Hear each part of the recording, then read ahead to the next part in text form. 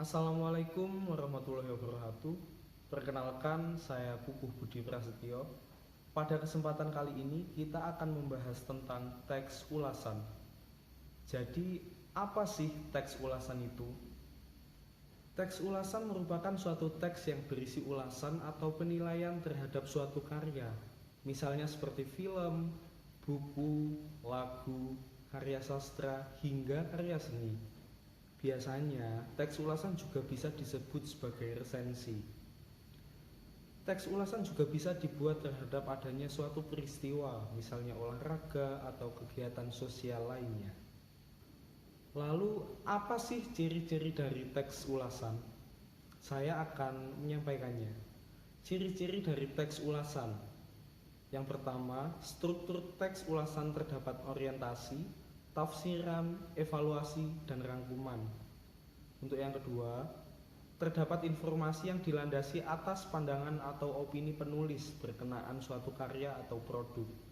Yang ketiga, opininya berdasarkan fakta yang diinterpretasikan. Dan untuk yang terakhir, mempunyai nama lain yang disebut dengan resensi. Untuk selanjutnya, kita akan membahas tentang struktur teks ulasan. Apa saja sih strukturnya? Jadi, untuk struktur dari teks ulasan adalah sebagai berikut. Yang pertama adalah identitas karya dalam novel. Yang kedua, orientasi. Yang ketiga, sinopsis. Yang keempat, analisis. Dan yang terakhir adalah evaluasi.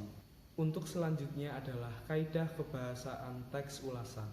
Seperti halnya jenis teks lainnya, teks ulasan memiliki kaidah kebahasaan yang khas, seperti yang tampak pada contoh berikut. Bahwa karakteristik dari kebahasaan teks ulasan adalah sebagai berikut ini, bisa kita lihat ya. Untuk yang pertama adalah banyak menggunakan konjungsi penerang seperti bahwa, yakni, dan yaitu. Untuk yang kedua, banyak menggunakan konjungsi temporal seperti sejak, semenjak, kemudian, dan akhirnya.